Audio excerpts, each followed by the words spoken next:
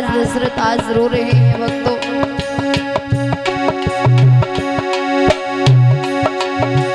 महलों में सीता दुखिया कैसे रह पाएगी, तड़प तड़प के कौशल्या मर जाएगी।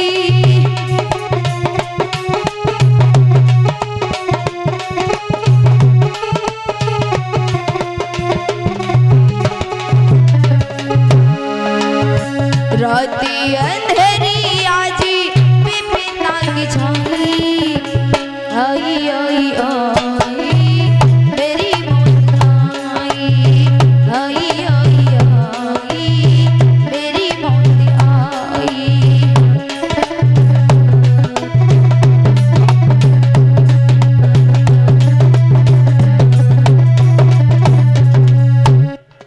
महाराज दशरथ आज आंखों से अश्रुधारा बह रही है। मेरे प्यारे राम, हाय मेरे प्यारे राम वन को जाएंगे। रानी मांग लो, कोई दूसरा वर मांग लो। भक्तों महाराज दशरथ की सारी रात व्याकुलता में व्यतीत हो जाती है। जमीन पर गिर पड़े हैं महाराज दशरथ। प्यारे भक्तों सवेरा होते ही सुमंत जी वहां आए तो राजा दशरथ की दशा देखकर हैरान रह गए। कैकेयी ने सुमंत के द्वारा श्री राम को अपने पास बुलाया और जैसे ही महाराज राम जी ने अपने पिता की मूर्छित अवस्था को देखा, आज पिता के चरणों को प्रणाम किया है और कहने लगे, हे प्रभु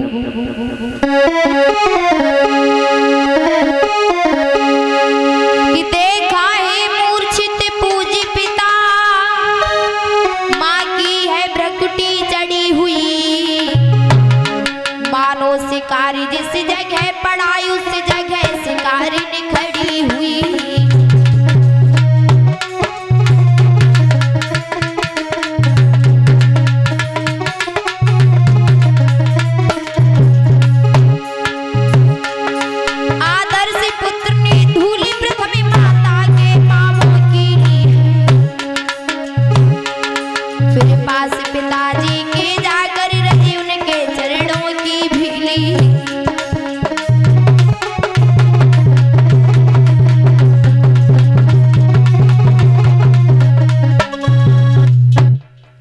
आज राजा राम ने देखा है मेरे पिता मूर्छित पड़े हैं,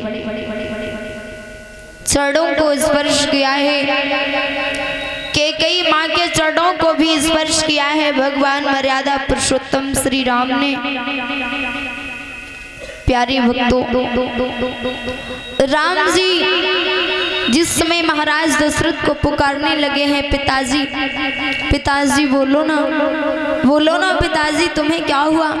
महाराज दशरथ के कानों में ये करुण भरे वचन वीड़े के समान गूंज रहे हैं। लेकिन ध्यान रखना भक्तों, आंखें खोलकर अपने प्यारे राम की छवि को निहाल हो गई, पुनः अपने नेत्रों को बंद कर लिया महाराज दशरथ ने। उसी समय कैकेयी रानी कहने लगी है कि हे राम, तो कैकेयी ने तभी कहा,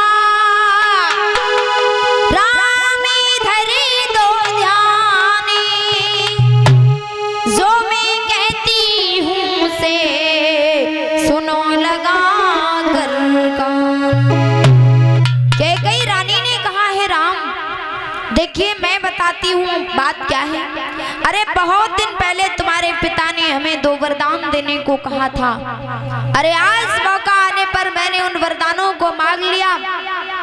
राम जी ने कहा, हे माता कैकेयी, मैं आपसे पूछना ये चाहता हूँ कि आपने पिताजी से वरदान मांगे क्या? कौन से वरदान मांगे? उसी समय कैकेयी ने कहा कि सुनो बेटा राम, मैंने वरदान क्या मांगे हैं, जवाब दिया है, सुनिए। कि मांगा ये तिलक भरत जी को और 14 बरसों वनवास तुम्हें।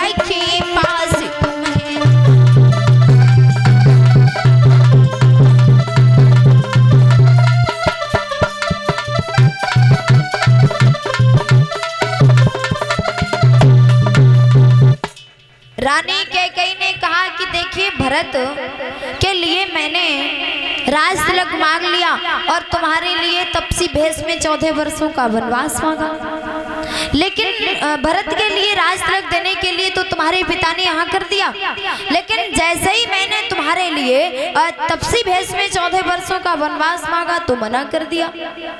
जवाब दिया है माता कोई बात नहीं, आपकी आज्ञा को मैं स्वीकार करता हूँ। मर्यादा पुरुषोत्तम भगवान श्री राम ने माता कैकेयी के चरणों को प्रणाम किया है। और प्यारे भक्तों, आज भगवान श्री राम ने राजसी वस्त्रों का त्याग कर दिया, तपसी वाली मुनियों वाली पोशाक धारण कर ली और वन के लिए जाने लगे। जिस समय वन के लिए जाने लगे तो रास्ते में लखन लाल का मिलना होता है। लक्ष्मण जी ने कहा भैया, एक भाई का कर्तव्य होता है कि भाई के हर दुख सुख में साथ देना, भैया मैं आपके साथ चलूंगा। प्यारी भक्तों, आज देखा है भरत जी ने कहा है कि मैं भी आपके साथ चलूंगा। माता कौशल्या से दोनों भाइयों ने वन जाने की आज्ञा ली है। लक्ष्मण ने भी तपसी वाली पोशाक को धारण किया, वस्त्रों को धारण किया। उर्मिला ने देखा तो आंखों में आंसू बहने लगे। उर्मिला से लक्ष्मण जी ने कहा बिल्कुल भी मत रोना, 14 वर्षों के बाद मैं इस अयोध्या में वापस लौट आऊंगा। सीता माँ को पता चला, अब तो सीता माँ ऐसे भड़क रही हैं जैसे जल के बिना मछली तड़पती है। सीता माँ ने प्रभु श्री राम के आगे हाथ जोड़े और कहा कि हे स्वामी, पत्नी का कर्तव्य होता है पति के हर दुख सुख में साथ देना। हे नाथ, मुझे भी आप अपने साथ ले चलो। प्रभु श्री राम ने कहा हे सीते, तुम्हारा वन में क्या कार्य है, तुम यहीं पर माता पिता की सेवा करो, वन के लिए मत चलो सीता, क्योंकि उस वन में जंगली जानवर रहते हैं सीता, मैं तुम्हें कहाँ लिए फिरूंगा, इसलिए आप माँ की सेवा करो और यहीं रहो। सीता माँ ने कहा नहीं प्रभु, एक पति के बिना पत्नी का जीवन अधूरा रहता है, मैं यहाँ पर कैसे रह पाऊंगी। हे स्वामी, सीता ने कहा प्रभु मुझे भी अपने साथ ले चलो। और सीता माँ कहने लगी प्रभु श्री राम से कि गरीना